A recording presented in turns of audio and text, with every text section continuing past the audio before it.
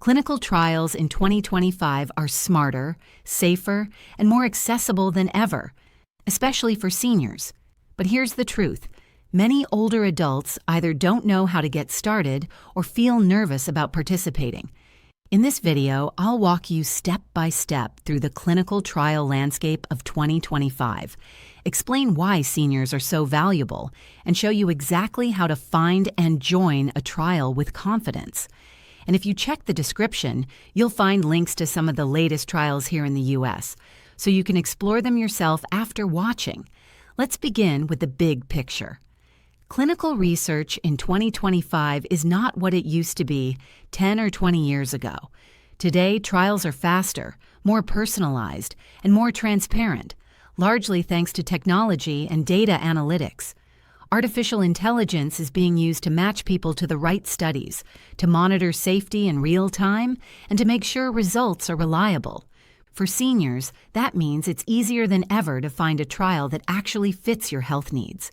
No more digging through endless lists or feeling lost. The tools are there to guide you. Now, what areas of medicine are most active right now? Alzheimer's and dementia research, with dozens of trials testing new medications and therapies. Parkinson's disease, where scientists are exploring treatments to slow disease progression and improve quality of life. Heart and vascular health with new drugs and interventions for high blood pressure, heart failure, and arrhythmias. Diabetes management covering both type 2 diabetes and age-related metabolic issues.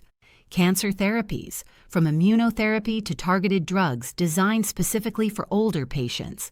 And vaccines for older adults, strengthening immunity against flu, COVID variants, RSV, and more. These areas directly affect seniors, and trials can't succeed without your participation. So why should seniors consider joining a clinical trial? Let's break it down. First, access to cutting-edge treatments.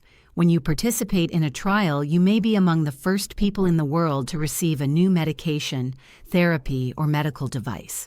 Some of these treatments may not be available to the general public for years. Second, personalized care. Trial participants are often monitored much more closely than the average patient. That means frequent checkups, detailed lab work, and doctors who are paying close attention to your progress. Third, contributing to science. Seniors are often underrepresented in trials, even though many treatments are meant for age-related conditions. By joining, you're ensuring that future medications are safe and effective for people like you. Now let's address some common misconceptions. Am I just a guinea pig?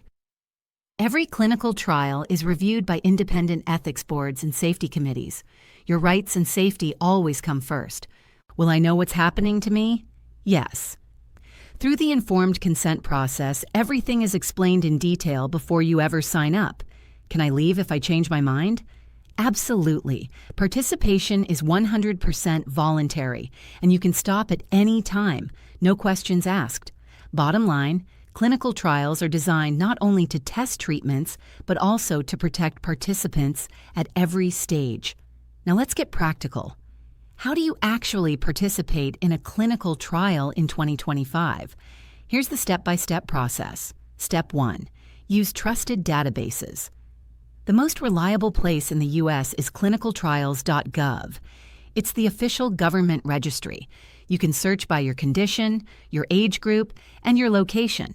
Other trusted sources include the Center for Medicare and Medicaid Services, where some trials are Medicare approved, and major hospitals and universities like Mayo Clinic, Cleveland Clinic, and Johns Hopkins, which run their own trial finders. Step 2. Narrow by eligibility. Each trial has requirements. These are called inclusion and exclusion criteria. They might look at your age, medical history, current medications, or lab results. If you're not sure you qualify, don't worry. Call or email the study coordinator listed. Their job is to answer those questions. Step 3. Contact the trial team. Once you find a study that looks interesting, reach out. Usually, the trial listing includes a phone number or email for the research coordinator. When you call, introduce yourself, explain your condition, and ask whether you might be eligible. Step 4. The informed consent process. Before you join, you'll receive a detailed document called Informed Consent. This outlines the purpose of the study, what procedures are involved, potential risks, and your rights. Take your time with it. Bring a family member, caregiver, or friend to help review.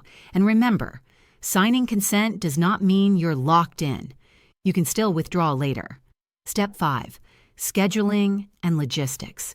If you're accepted, the study team will explain your schedule. How many clinic visits will you need? Will you be reimbursed for travel or time? Some trials provide free transportation or even home visits for seniors who have mobility challenges.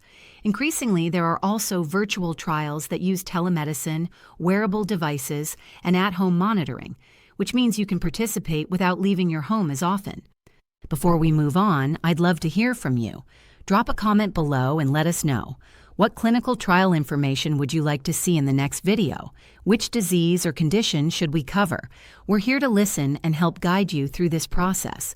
All right, let's get into some specific tips for making the process smoother.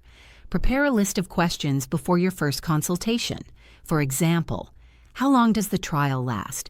Will I need to change my current medications? What happens if I experience side effects? Who do I call if I have a problem?